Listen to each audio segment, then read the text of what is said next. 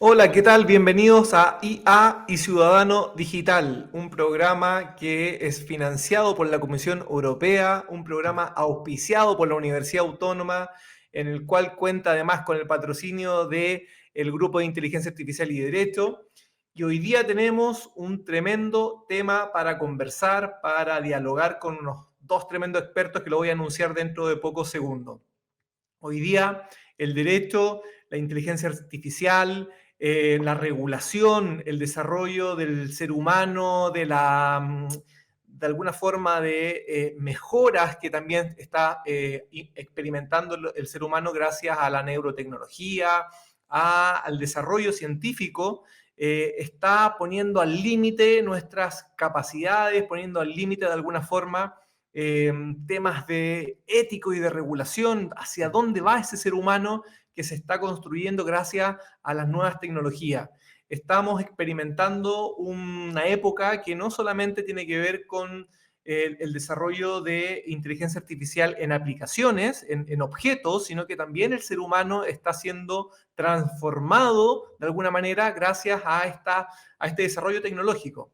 Y para ello vamos a conversar con dos expertos, que son profesores de la casa de la Universidad Autónoma, la profesora Isabel Cornejo, directora del Grupo de Investigación Neurometa, y también es ella obviamente doctora en Derecho y Neurociencia. Y también nos acompaña el profesor Hernán López, magíster en Derecho, y hoy día está en Valencia realizando un doctorado. Y fíjense lo que está investigando: humanos y metahumanos, una evolución sostenible.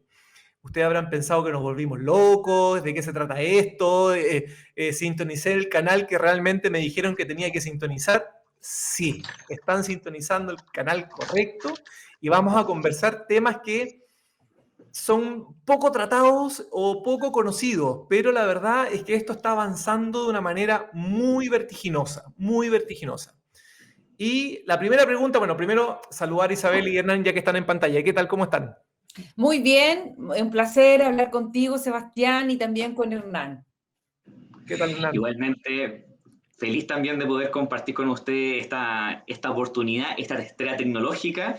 Así que le envío un saludo tremendo a Isabel y obviamente también a Sebastián. Así que, bien, vamos con el programa. Vamos con el programa. No, esto va a ser como una conversación en un café, sobre todo porque vamos a, y como les comenté en la invitación que les hice, la idea es poner los temas en fácil, tratar de que la gente entienda de lo que estamos hablando. Esto no es una sala de clase ni un seminario posgrado, por lo tanto les pido ahí el mayor esfuerzo para hacer la bajada, para que la gente nos logre entender y se quede escuchando este programa que parece un poco una locura. Pero la primera pregunta, para conectar con los otros programas, Isabel, tiene que ver con esta similitud que tiene la inteligencia artificial con el cerebro humano. Porque según lo que yo he entendido y lo que he podido aprender escuchándote a ti y a otros expertos, es que la inteligencia artificial imita el cerebro humano. Entonces, me gustaría que pudiéramos comenzar con esa explicación para entender cómo se conectan estos dos temas. Sí, es súper interesante tu pregunta y lo que podemos decir que la inteligencia artificial, algunos dicen que en realidad no debería llamarse así porque en verdad ahí no hay inteligencia. Sin embargo, de esta automatización se ha pasado a una autonomía y la autonomía es una condición propia de los seres humanos, ¿ya?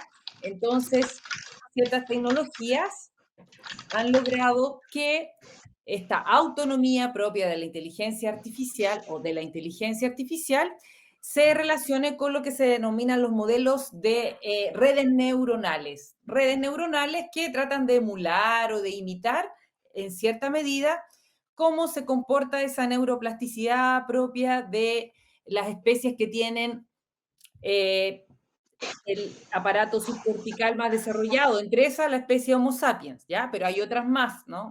Hay otros mamíferos que también son bien potentes en ese aspecto y que no sabemos, como por ejemplo los propios pulpos. Por ejemplo, yo no como pulpo por eso. Bueno, pero ese es otro tema. Son las redes neuronales las que se tratan de imitar en el ámbito tecnológico de la inteligencia artificial. Oye, entonces, Hernán, según lo que nos dice, lo que nos dice Isabel, esto de la inteligencia artificial es gracias, de alguna forma, al conocimiento que tiene, digamos, la ingeniería, los que están a cargo del desarrollo de la tecnología del cerebro humano. ¿Es así? Es así, obviamente, pero creo que también es un término que obviamente, como también lo planteaba Isabel, que tiene muchas acepciones y también es súper relevante ese punto, porque desde la perspectiva que, claro, si bien la inteligencia artificial tiene toda una raíz en la ingeniería, por lo que obviamente por lo que implica su creación, su génesis de códigos, de algoritmos, que probablemente ya vamos a ir a ese concepto, eh, pero claramente no es un concepto como privativo de solamente esa especialidad.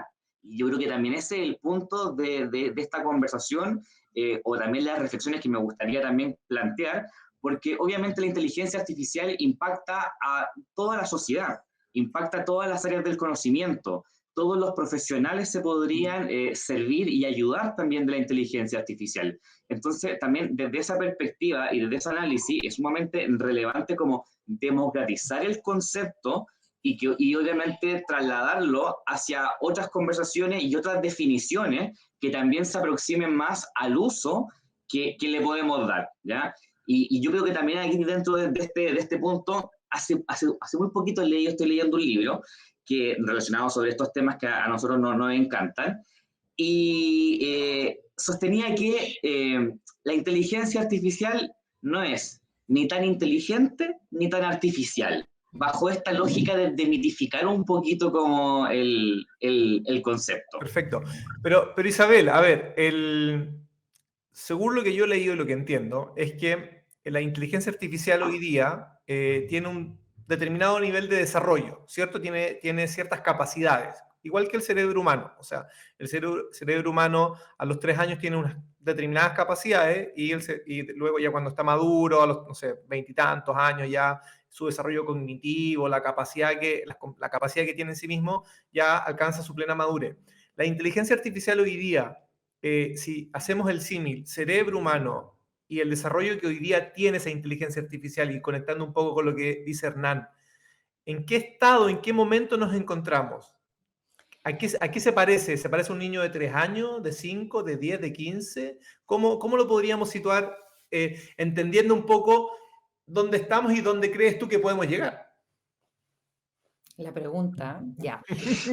Sí, es una pregunta súper difícil porque podríamos decir que cognitivamente la inteligencia artificial, por ejemplo, la generativa, está evolutivamente, dicen, hay un salto evolutivo que ningún ser humano, por muy brillante que sea, podría alcanzar, ¿ya? Entonces, ni un niño de 5, ni de 10, ni de 80, ni de 100 probablemente pueda alcanzar ese nivel de cálculo, cognitivamente hablando. Pero eso no significa inteligencia en sí. Como tú bien sabes, la inteligencia, y tomando a distintos autores, hablan de distintos tipos de inteligencia y finalmente una que incluye desde, por ejemplo, el conocimiento propio, que es la intrasubjetiva, mezclándola con cómo te mezclas con los demás, cómo interactúas con los demás, que es la extrasubjetiva, ¿no es cierto? Intrasubjetiva, extrasubjetiva, la matemática, la teórica, la espacial, etcétera. La naturalista, por ejemplo, como eres capaz, por ejemplo, de que las rosas que plantas en tu patio crezcan, a otras personas nunca le van a crecer.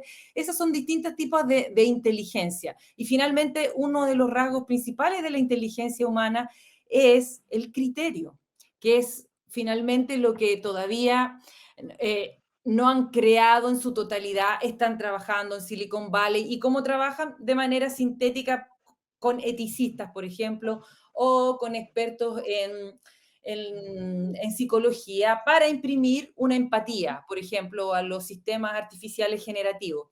¿Por qué? Porque eso forma parte fundamental de lo que llamamos inteligencia finalmente. Entonces, ¿cuál es el estado actual? Es una pregunta que requiere varias distinciones, matices. Ya. Cognitivamente ya lo ves que hacer cálculos matemáticos ni el mayor matemático premio Nobel del mundo tal vez podría alcanzar los que hacen algunas inteligencias artificiales generativas que implica la innovación en la generación de conocimiento, ¿no es cierto? Y que es autónoma, ¿ya? No ya sistema automatizado, sino que autónomo. Y sin embargo, aún así, no se le puede imputar responsabilidad porque probablemente tampoco tiene el criterio y tampoco la conciencia, ¿ya? ¿Por qué? Porque nuestro sistema ético y nuestro sistema jurídico se basan en esos conceptos que están arraigados hace más de 2500 años. Si tú encuentras otro nuevo concepto, eureka, pero por ahora no tenemos que seguir funcionando con eso, entonces... Pero, no sé si... pero desprendo de tus palabras, y aquí la pregunta para Hernán, para ver si porque yo sé que les cuesta responder así de forma tan tajante, porque es muy difícil, ¿no es cierto?, Sí. entregar respuestas tan absolutas en algo que se está transformando, está desarrollándose, pero yo concluyo lo siguiente de tu respuesta, Isabel. Concluyo que la inteligencia artificial no tiene ciertas capacidades que tiene hoy día la inteligencia humana, como puede ser la empatía, ¿cierto?, que en el fondo ponerse en lugar del otro, y por lo tanto, desde el punto de vista cognitivo, puede tener capacidad resolutiva, tiene complejidad, pero no necesariamente tiene esa capacidad emocional que tiene la inteligencia humana, que nos distingue, ¿no es cierto?, de la inteligencia artificial, porque iba a decir de los animales, pero los animales, bueno, también pueden tener un cierto tipo de inteligencia. También empatía, sí. Pero Hernán, y interesante porque tú también tienes una experiencia de investigación exploratoria. Yo sé que has estado en Japón, estuviste viendo cómo funcionan los robots, cuántos robots hay, pero yo de las cosas que he podido revisar y de lo que se está utilizando hoy, por ejemplo, y que se da mucho en países donde hay bastante personas mayores, se utilizan estos robots para acompañar. Y la gente, sobre todo las personas mayores para los cuales está destinado este tipo de compañía, generan afecto y generan ciertos lazos. ¿Qué pasa ahí entonces? Quiero cuestionar un poco lo que me está diciendo Isabel, en el buen sentido, para saber cómo está evolucionando esto y cómo se está presentando este nuevo escenario. Ya, también súper interesante la pregunta que agarra Sebastián. Peligroso. No, a ver, voy a intentar como dar una respuesta que pueda cubrir como estos aspectos. A ver. Primero, yo creo que también es conocido de que la cultura asiática en general, ya esto es la generalidad, y probablemente yo pude como palpar un poquito como como bien tú decías, como Tokio, y obviamente he podido como interactuar con algunas también personas y la valoración que el oriental y que el japonés le da a la tecnología y cómo se relaciona con ella también es diferente. Entonces, como una primera premisa, desde cómo también las sociedades, y también es un buen punto, o sea, cómo también las sociedades se van relacionando con la tecnología porque no es uniforme. O sea, cómo se relaciona la cultura asiática y dentro de la cultura asiática determinado lugar, y así como también lo es Europa, lo es Latinoamérica, Centroamérica, o sea, no en todas las sociedades la relación o cómo también se valora la ponderación que se le da es similar, ¿ya? Y por eso que también para mí dentro de mi estudio es sumamente relevante esta pregunta, porque es como cómo evolucionar entre humanos y metahumanos de una manera que pueda ser sostenible, o sea, logrando como un equilibrio en la sociedad, ¿ya? Ahora, de hecho ese punto, recuérdame como la siguiente parte como de la pregunta o aspecto que te gustaría como que continuáramos. En el fondo yo lo que veo es que las personas mayores que tienen esta compañía de robot generan ciertos afectos hacia el robot. Vale. Y si yo me pregunto si una persona genera afecto hacia un robot, es porque ese robot de alguna manera está entregando algo más que la compañía, sino que de alguna forma está generando una relación afectiva. O sea, yo me encariño con alguien que me entrega afectos, ¿cierto? Como nosotros nos encariñamos con un perro. Entonces, la pregunta es, ¿qué tan, a ver, si el robot, en el fondo ese robot no tendrá algo de empatía? Esa es la pregunta en el fondo. ¿Habrá algo de empatía? ¿Habrá algún Ya, germen de empatía? yo creo que súper interesante la pregunta, ya reconozco como el concepto que tiene que ver como con la afectación o el grado de relación que se pueda generar entre la especie humana y los robots o la inteligencia artificial, ya Eso. como haciendo como este cruce. A ver, yo creo que también es evidente de que la tecnología, la robótica, la inteligencia artificial en esta sociedad actualmente está jugando un rol preponderante desde diferentes perspectivas y la asistencialidad en la robótica también lo está haciendo.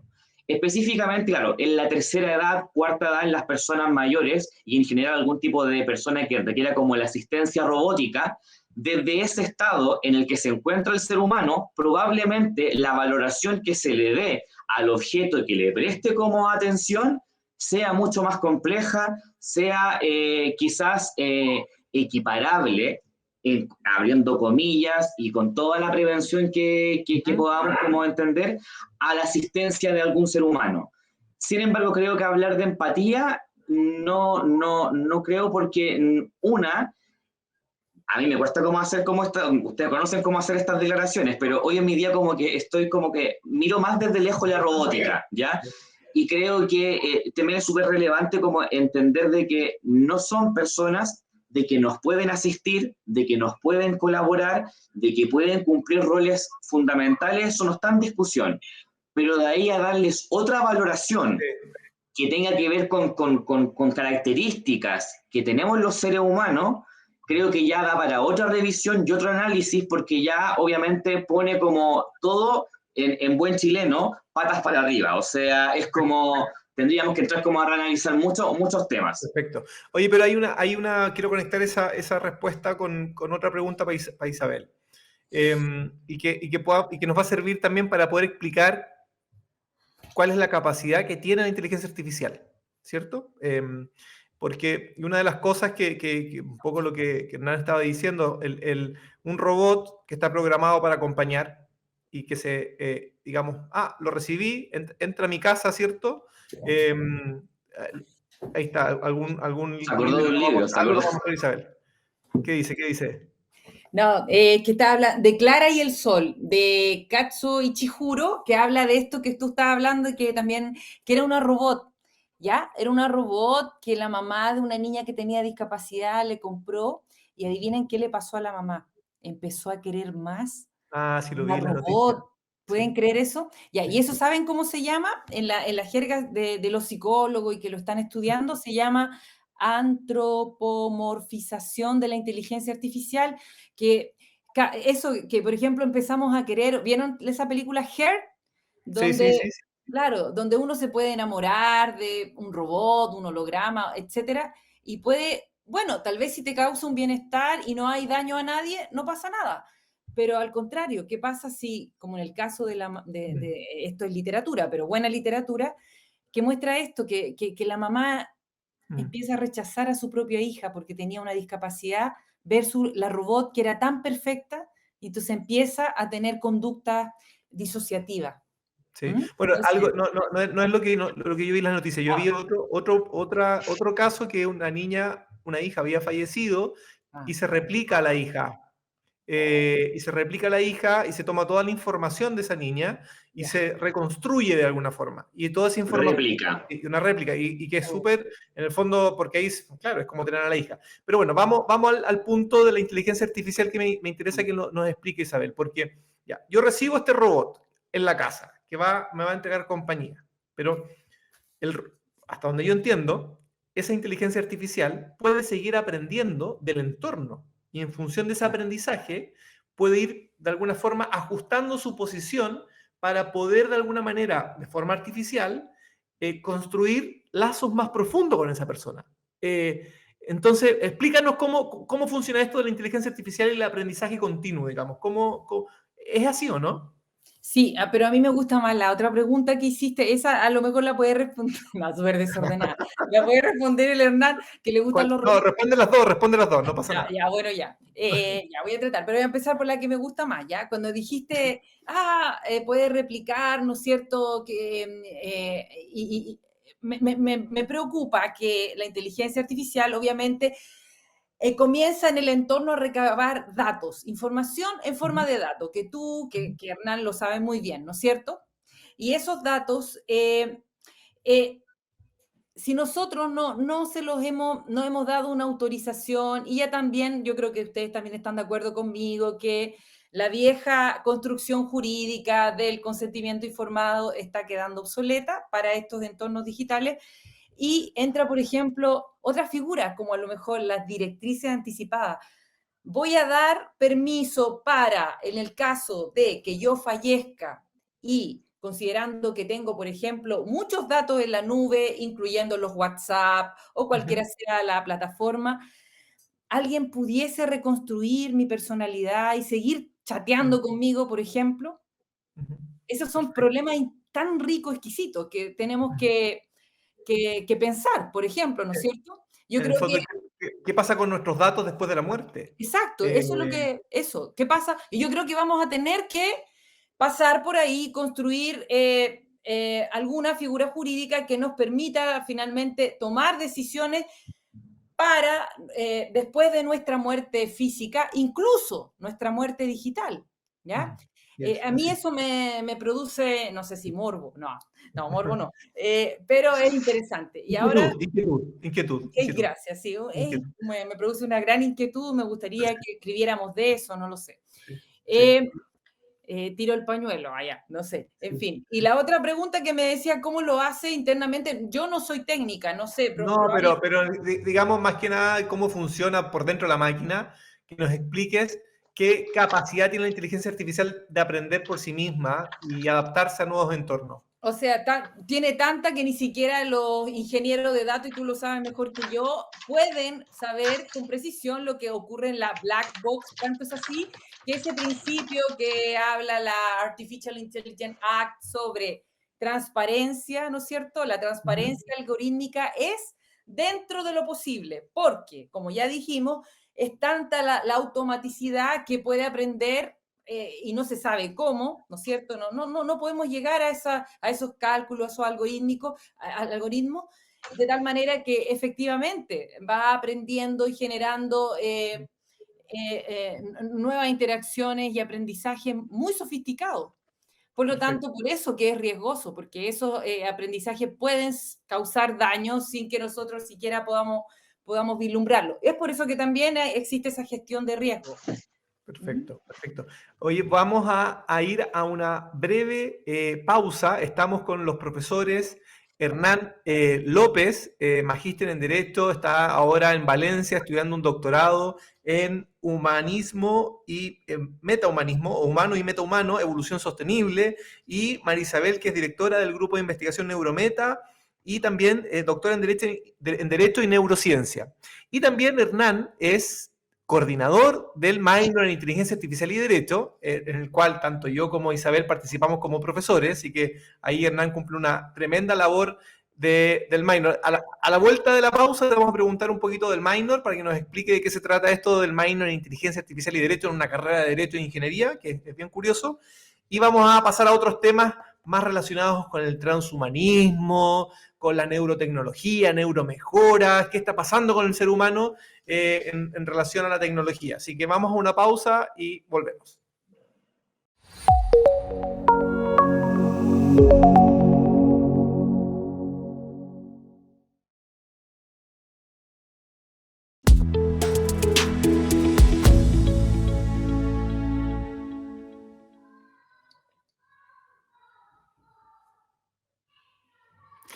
Hola, ya estamos de vuelta en IA Ciudadano Digital, programa auspiciado por la Comisión Europea en el marco de un módulo Jean Monnet de Inteligencia Artificial y Derecho Privado Europeo. En este marco del módulo Jean Monnet prometimos este programa que nos apoya el canal de la Universidad Autónoma Televisión, así que agradecemos el apoyo del canal por darnos este espacio, por difundir qué está pasando con la inteligencia artificial, cómo impacta en la vida de los ciudadanos, de nuestro entorno y cómo podemos aprovecharla en esta cuarta revolución industrial y ser parte de ella. Ese es el propósito de este programa.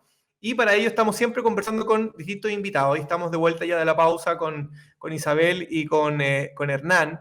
Y Hernán le comentaba antes de la pausa que, bueno, es coordinador del minor en inteligencia artificial y derecho.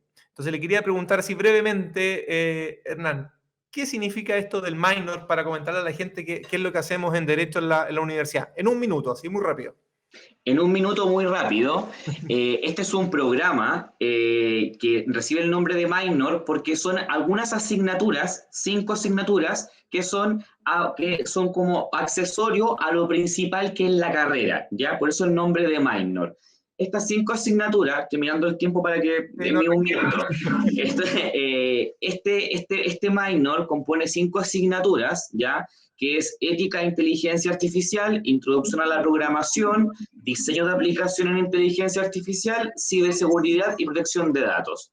Dentro de este programa lo pueden cursar estudiantes de Derecho e Ingeniería Civil e Informática, ¿ya?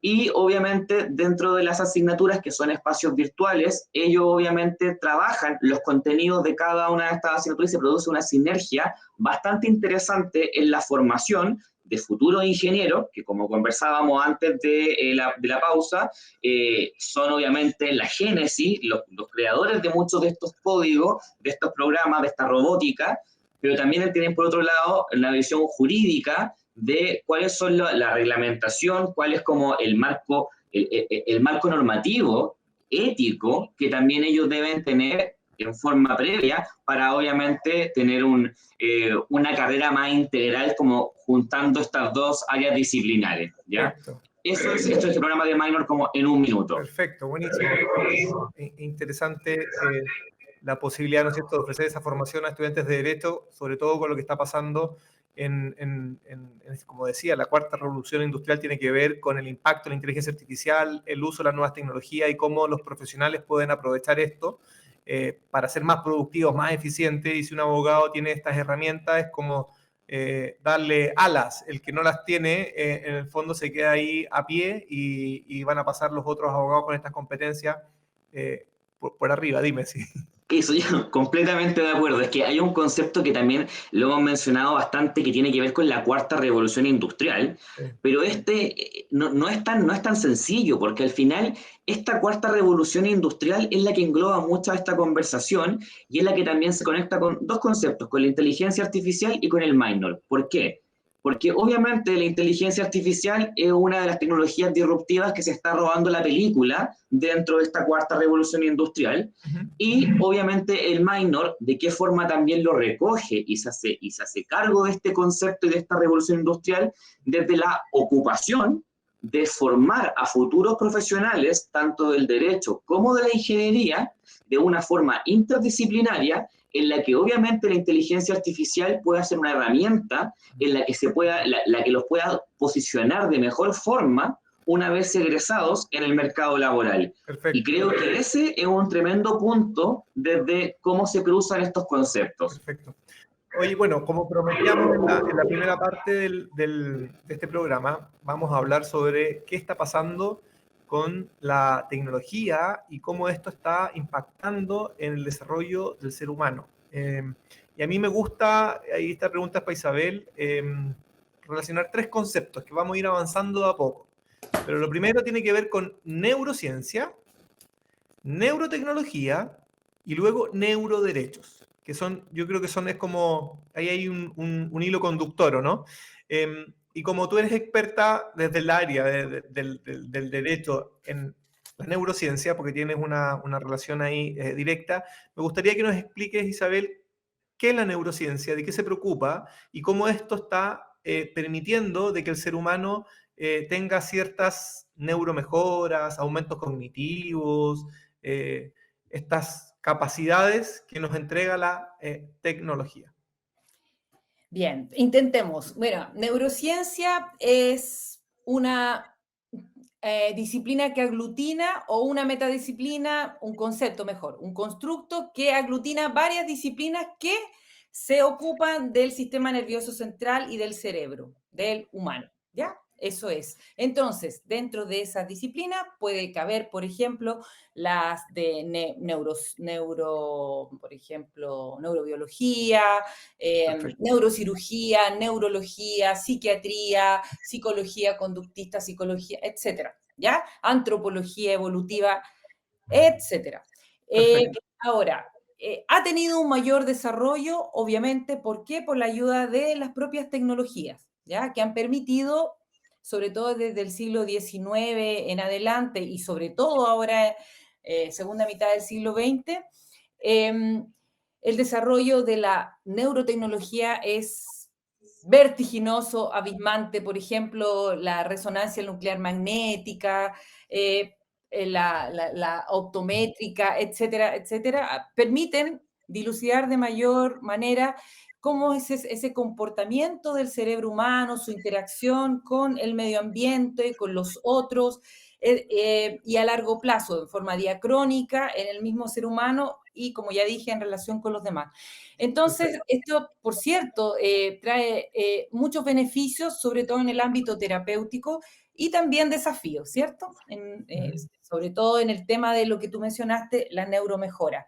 Porque las neuromejoras que utilizan o se prevalen de las neurotecnologías no están tan bien estudiadas por algo, por ejemplo, que el mismo Hernán considera muy bien, que es el problema cultural. No todas las neurotecnologías impactan de igual manera, no solo en la personalidad, en el género, sino que en la propia construcción genética de las personas y de las culturas, porque ninguno de nosotros acá somos reduccionistas, nadie es solamente neuronas, somos un conjunto, ¿no es cierto?, complejo de biología más, por cierto, medio ambiente, y no solo medio ambiente, sino que nuestra relación con el otro, la alteridad. Entonces, Pero Isabel, una pregunta así más al hueso, ya, para entender de qué estamos hablando y cómo esto está transformando el ser humano. sí, La neurociencia, dime tú, o lo neurocientífico, puede ser que yo me equivoque en el nombre, pero ¿se preocupan del estudio del cerebro humano?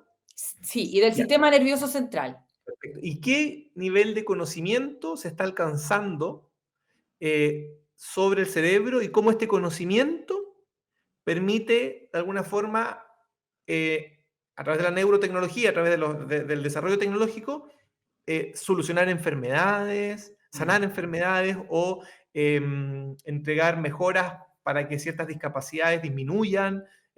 Explícame un poco por ese lado. Ya, sí.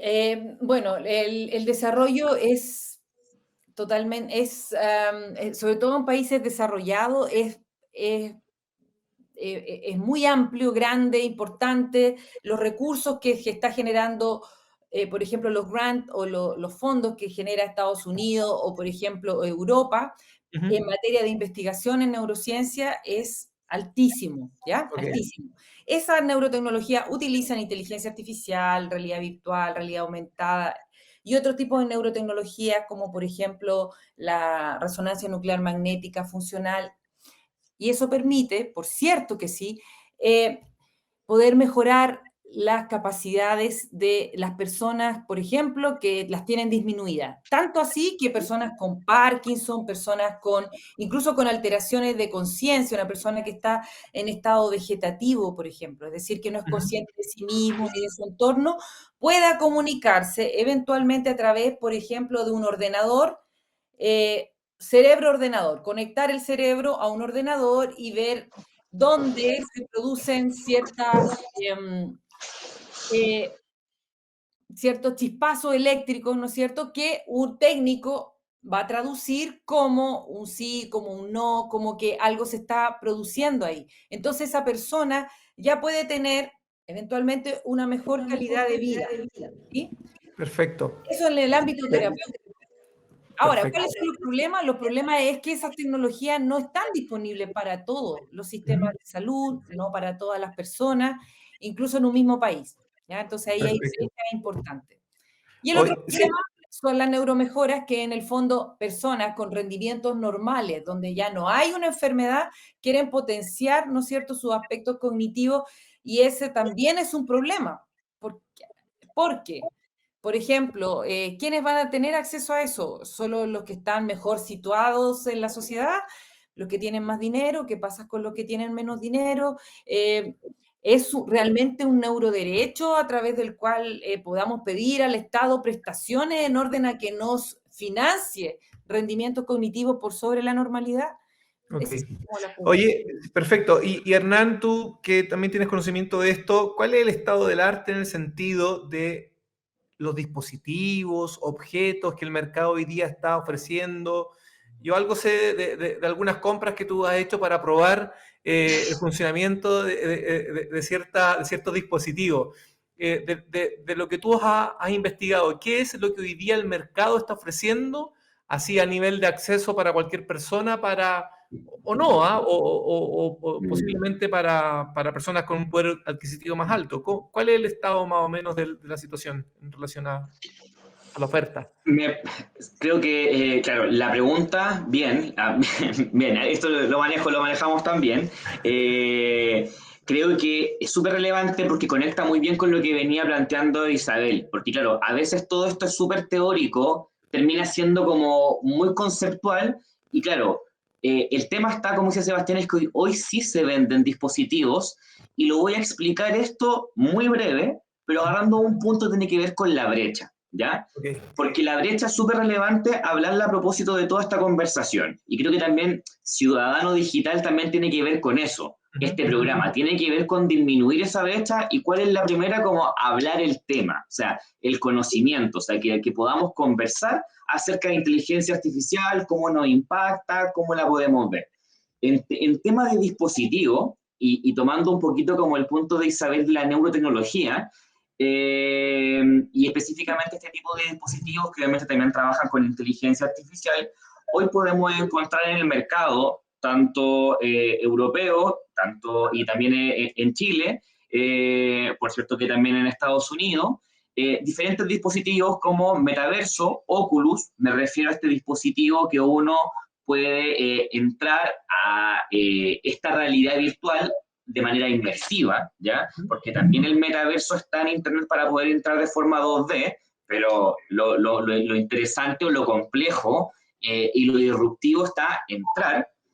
Que yo diría que su rango de precio, esto de evaluarlo si es alto o es bajo, es una conversación que va a depender de muchos contextos y de diferente la realidad, porque quizás 400, 500 euros o 500 dólares o 500.000 pesos chilenos, va a depender mucho del contexto de lo que está un Oculus actualmente, ¿ya? Que uno de estos dispositivos que uno habla de tecnología por el impacto que puede generar, ¿ya?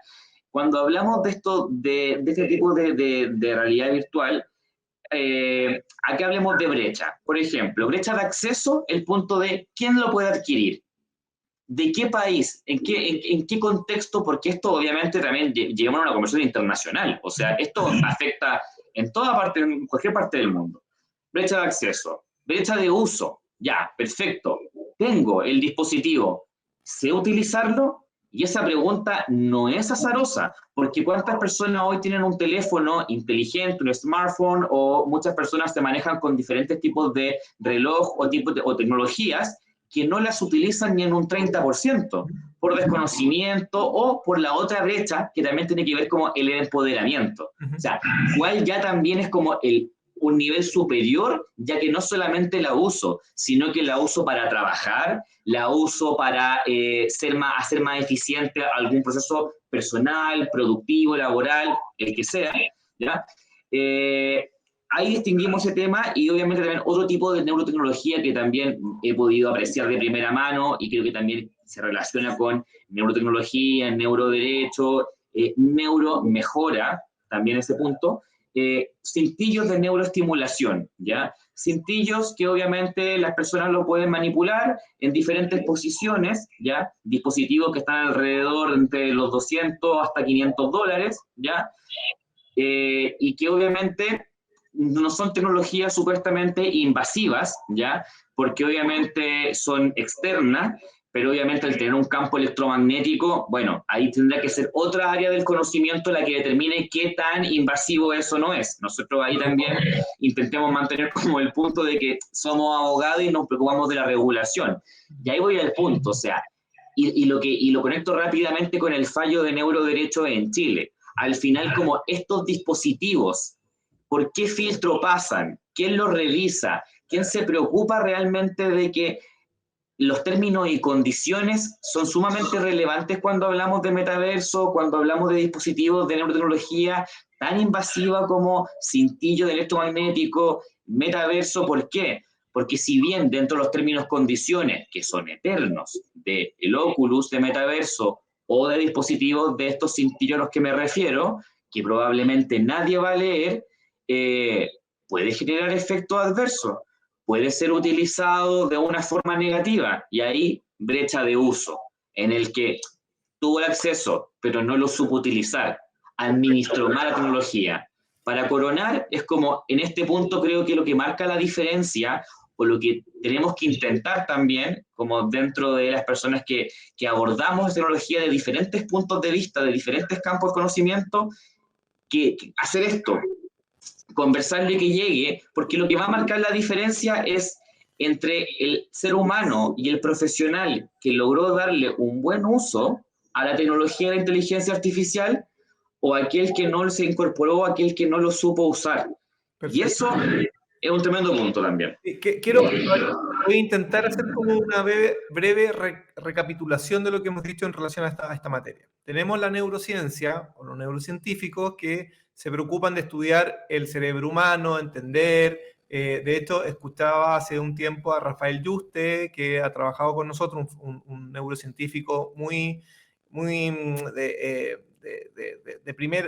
o sea, cabeza de serie, como digo yo, así como los tenistas, o sea, que está en el top ranking y la preocupación, ¿no es cierto?, que tiene, sobre todo por lo que lidera a nivel global, a través de múltiples laboratorios que se dedican, ¿no es cierto?, a la investigación y al desarrollo de la neurociencia. Y él decía que ya es posible manipular el cerebro de un ratón. Donde a través de justamente esta manipulación neuronal, digamos, del cerebro del ratón, se le podía presentar imágenes que no eran reales, y por lo tanto, a través de esas imágenes, estimularlos para que su voluntad, ¿no es cierto?, interferir en esa voluntad, ¿no es cierto? No sé si estoy diciendo bien o no. Pero Sí, en sí. el fondo, si le pongo un queso, obviamente voy a incidir en esa voluntad de ese ratón para que ese ratón vaya a buscar ese queso. Vale. Entonces tenemos a los neurocientíficos que están comprendiendo esta caja, ¿no es cierto?, que es el cerebro, que es yo creo que es uno de los órganos humanos que son de los más difíciles de entender. Yo creo que casi todo el resto de nuestros órganos están bastante bien comprendidos, pero el cerebro no. Luego, gracias a esta investigación y a este desarrollo, la tecnología es capaz de llevar adelante dispositivos para que, por ejemplo, una persona que tiene una sordera pueda oír, una persona que tiene problemas de visión pueda ver. De hecho, se están generando ciertas intervenciones a nivel neuronal para el Parkinson o el Alzheimer. En fin, hay una serie de desarrollo que eso lo da la tecnología. Me imagino ahí yo que trabajan, estamos en otro campo, en el campo de la ingeniería y de la inteligencia artificial, en fin. ¿Y por qué estoy conectando esto? Porque quiero pasar a los neuroderechos. Entonces, si volvemos al ejemplo de ese ratón, que yo lo puedo manipular, porque ya entiendo el cerebro y puedo interferir en él y puedo manipularlo. Eso significa que mi voluntad el día de mañana va a ser manipulada y por lo tanto pueden afectar derechos fundamentales, que es el libre albedrío. Entonces, yo sé, Isabel, que tú has sido una protagonista en el proyecto de ley a través de tus investigaciones y tus intervenciones en el Senado, en virtud del cual se reguló a nivel constitucional, la constitución que aún tenemos, vamos a ver qué pasa el 17 de diciembre, ¿no es cierto?, en los neuroderechos. Entonces, explícame un poco de qué se hace cargo esta regulación. Bien, mira, la regulación que habla la Constitución es la protección de la actividad neuronal y la investigación en relación con esa, que sería la primera Constitución que habla en el fondo de o situar a ese nivel la investigación en neurociencia, ¿ya? En neurociencia, porque la investigación que se realiza con la actividad cerebral es la investigación neurocientífica. De ahí se hace una bajada, ¿no es cierto?, con un proyecto de ley que también se llama de regulación de neurotecnología, que está actualmente en la Cámara de Diputados, ya donde se habla más de, por ejemplo, y se define qué es neurotecnología, neurodatos, etcétera, ¿ya? Ahora bien, esa propuesta regulatoria de reforma constitucional se basa en prácticamente dos modelos, pero principalmente en el modelo del grupo del Morningside Group, de Rafael Yuste, que señalan una reconfiguración de derechos humanos que ya existen, pero que se ven desafiados bajo el alero de las nuevas neurotecnologías y de la inteligencia artificial, ¿ya? Como por ejemplo, principalmente, o los que están más consensuados son la privacidad mental, ¿no es cierto? Y tú hablaste del libre albedrío, que podríamos decir que para un grupo de literatura sería la libertad cognitiva, ¿no es cierto? Que, Pero, Isabel, ahí te puedo interrumpir un segundo. ¿cierto? Tú comentaste privacidad mental. Mm. ¿Cómo eso de la privacidad mental? Que ¿Nos no, pueden leer algo? ¿Nos pueden extraer información? sí, mira, esto es polémico porque sí existe literatura que dice, te pueden leer tus pensamientos, pero yo no estaba de acuerdo, ya todavía no Ya, estoy de acuerdo porque tengo un sesgo, ¿no? Tú ya. sabes que en mi familia hay un técnico que precisamente se dedica a la interpretación de la técnica Functional Magnetic Radiology Imaging, que hay dos solamente en Chile, con preparación en Estados Unidos, y entonces dice, en verdad, nadie puede leer tus pensamientos, lo que puedes hacer son inferencias, interpretaciones sobre alguna señal que se sitúa en alguna parte del cerebro, pero para eso tendrías que tener, por ejemplo, el mismo idioma.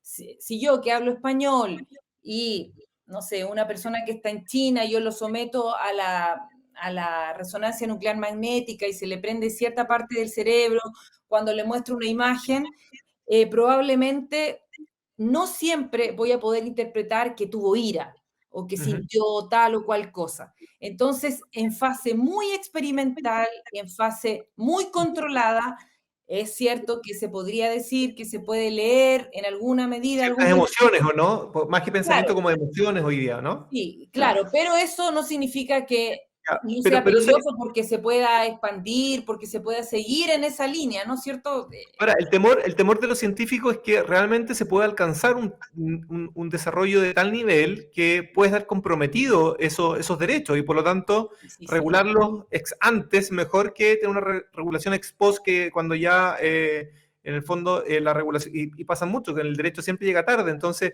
a veces nosotros los abogados somos súper escépticos a regulaciones un poquito futuristas, pero es mejor a veces pasarse de rosca que quedarse corto, ¿no? Bueno, esa fue la polémica, porque en el fondo Mm. esa es nuestra racionalidad. Nuestra racionalidad no es ser proactivo, el derecho no es proactivo, no tiene por qué serlo. Tiene que sedimentar, ¿no es cierto? Los fenómenos sociales que son peligrosos, etcétera. Tiene que haber un consenso en la sociedad. Sin embargo, hay una nueva rama que se llama, ¿no es cierto?, el derecho ficción. Y en el derecho ficción hacemos contrafácticos precisamente para adelantarnos a lo que tú estás diciendo. Y este es el caso de los neuroderechos que algunos dicen apareció muy acelerado, muy apurado, todavía no ha acabado, lo cual es cierto. Sí, Entonces, en vez de decir nuevos derechos humanos, ahora estamos en la fase de reconfiguraciones, nuevas formas de derechos que ya conocemos, y así perfecto. sucesivamente. Oye, pero mira, esta pregunta es para Hernán. Y volviendo a la idea un poco de estas mejoras que uno puede lograr, que son ya reales, podemos curar problemas de visión interviniendo, ¿no es cierto?, el cerebro, problemas de sordera, en fin, múltiples enfermedades que tienen que ver con el tema neuronal, ¿no es cierto?, del ser humano. Y esto mismo luego, este mismo desarrollo tecnológico que permite sanar o disminuir estas discapacidades, porque posiblemente la persona siga teniendo un problema de sordera, pero ya de tener 100% puede tener un 30%, ¿cierto? Pero ¿qué pasa cuando esta tecnología se utiliza para que tengamos una mejora cognitiva para personas sanas, un aumento, donde yo voy a tener una capacidad de concentración que no tiene otro, o la capacidad posiblemente el día de mañana de aprender un idioma, en fin, o lo que la tecnología permite, no sé, meternos el teléfono de alguna forma en el cerebro y tener todas las aplicaciones, ¿no es cierto?, conectadas.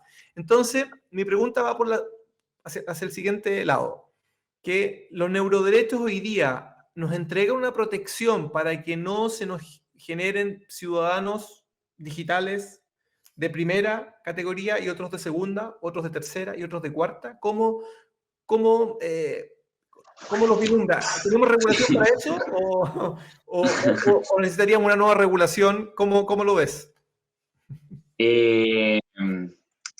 La cabeza como con esta pregunta fue como, estoy intentando como rápidamente en mi chat GPT interno ordenar todo esto, ya la respuesta. Oye, como los políticos, tú puedes responder lo que quieras al final. Toma mi pregunta y trata de estar ahí jugando. No, es que lo que pasa es como aprovechar la pregunta para decir lo más relevante. Ya, a ver. Creo que el neuroderecho, en el entendido que cómo lo entendemos y cómo está en Chile, en un tema como textual para que se entienda en el ciudadano digital, creo que no da esa protección, no cubre todas estas variables, ¿ya? Eso está claro. Y creo que tampoco es la finalidad, porque mucho de esto todavía no ocurre, pero otras sí, tantas cosas sí ocurren, ¿ya? Luego vamos a ir al detalle. Dicho eso, creo que el punto más relevante que yo creo que pone el neuroderecho como concepto, como nombre, como modificación constitucional, como futuro proyecto de ley, como discusión legislativa en diferentes partes del mundo, es como hacerse cargo del problema que está representando la tecnología, ¿ya?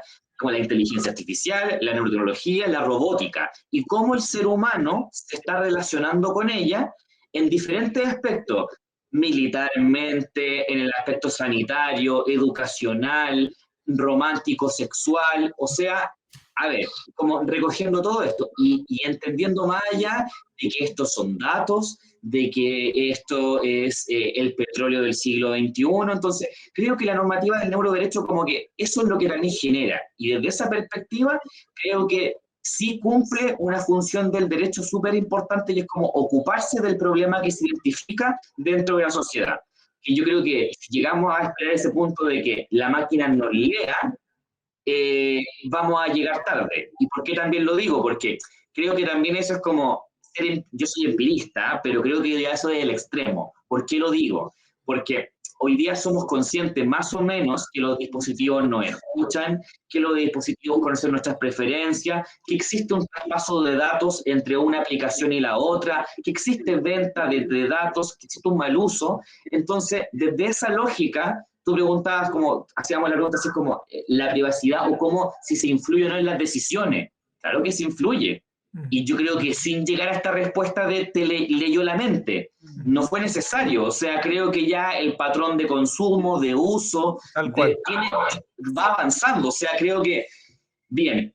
Y yo creo que, como terminando con el punto de si esto como neuro mejora, o sea, al final como que genera como un ciudadano de segunda, ciudadano digital de segunda, de primera categoría, también es parte de la discusión. Y yo creo que ahí haría una salvedad. Primero que todo, cuando hablamos de tecnología, neurotecnología y todo este tipo de desarrollo neurocientífico, en pos de equiparar la brecha en personas que tienen algún problema de salud y que esto sirve para que obviamente esto lo pueda rehabilitar, eso no está en discusión. O sea, ahí la discusión es completamente más, no quiero decir que sea más sencilla, pero no lo vamos a traer como colación porque creo que tampoco nos corresponde, porque tiene una finalidad ética que se persigue.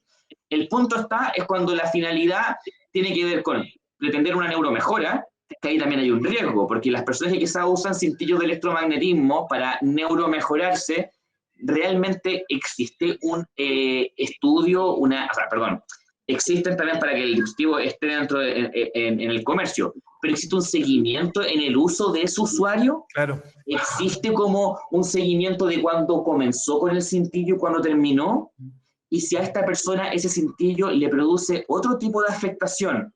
Entonces creo que ahí también está el punto, o sea, es que en que realmente neuro mejora todo esto, o también te puede producir una consecuencia si no está debidamente como dosificado, utilizado el dispositivo, o sea, porque también de esto, y otro punto está como ahí la neurofarmacología, o todo este rollo que también como el neuroassessment, que también Isabel lo maneja también súper bien. Pero el otro punto también está, Sebastián, en esta misma línea, en la línea Cyborg, que también dentro de España también es muy conocida, dentro de Europa y el mundo, que también se plantea como otra alternativa. Y esto no lo estoy diciendo como tiro esto y me voy, sino que lo digo porque es como, también plantea este título que tú dijiste como el transhumanismo, que tiene que ver con esta fusión, en algunos casos por alguna necesidad médica, en otros casos por alguna razón lúdica, por alguna razón recreativa, pero va poniendo sobre la mesa otra especie de ser humano que tampoco podemos cuestionar como que incorpora a su cuerpo tecnología, porque eso viene desde el marcapaso, solamente que la tecnología hoy es inteligente, y ahí va marcando ciertos puntos. Sí, yo quiero, nos quedan un minuto, uno o 2 minutos de programa, pero quiero terminar con esta reflexión que, escuchándote, Hernán, me ha surgido. Nosotros somos de cierta edad que tenemos claridad del antes y del antes y del después de los teléfonos inteligentes, ¿no es cierto? Y el gran precursor de esto fue Steve Jobs, ¿cierto? Y sabemos lo que generó, el cambio cognitivo que nos generó. Dejamos de aprender los números de teléfono, ya no es necesario aprender los números de teléfono. Para llegar a algún lugar tenemos una aplicación que nos guía, que nos indica cuál es el nivel de tráfico, que no nos perdemos. Si queremos encontrar pareja, ya saben que existe, ¿no es cierto? ¿Cómo se llama? Yo no alcancé a usar, yo me casé antes de ¿cómo se llama? De Tinder, por ejemplo, Tinder. de Bumble. Bueno, ¿sí? ¿a qué voy con esto? Que ya tenemos una mejora cognitiva y a través de esto nuestra privacidad la hemos perdido. La pregunta es, ¿cuánto tiempo falta para que estas aplicaciones que hoy día están en el teléfono las podamos tener integradas en nuestro cuerpo? Y hoy día, como hay adolescentes que nacieron con el teléfono y no se dan cuenta del antes y el después, estimados amigos, yo creo que de aquí a una cierta cantidad de años van a nacer personas sin distinguir esas mejoras cognitivas. Yo creo que, y de repente, así como un día, creo que fue el año cuando comenzó esto fuerte, el 2001, 2001, por ahí más o menos el tema del iPhone, y rápidamente esto se popularizó y se masificó.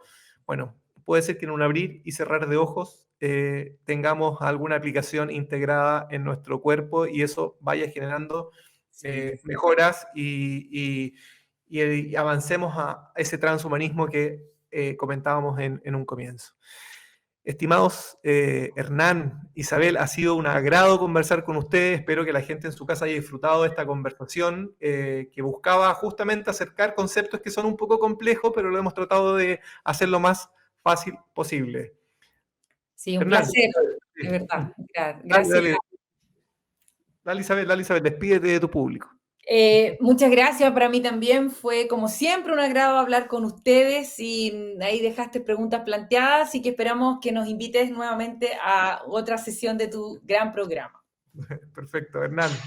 Sí, me sumo a lo que a las palabras de Isabel, obviamente siempre un tremendo agrado compartir con ustedes y conversar sobre estos temas.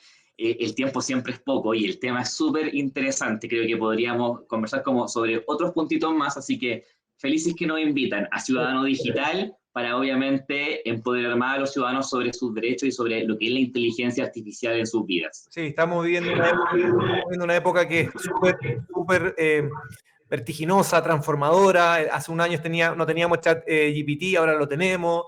¿Qué irá a pasar de aquí a un año más? Ese es el escenario que estamos viviendo hoy día. Bueno, realidad mixta. Así es. Bueno, agradecerles nuevamente, dejar a todos invitados a que puedan seguirnos en el canal también de YouTube, donde están alojados estos programas, y a Ciudadano Digital, sí que lo pueden encontrar ahí y revisar todos los demás programas que hemos ya tenido junto al canal de la Universidad Autónoma. Muchas gracias, nos vemos la próxima semana en IA Ciudadano Digital. Chao. Muchas gracias. Chao.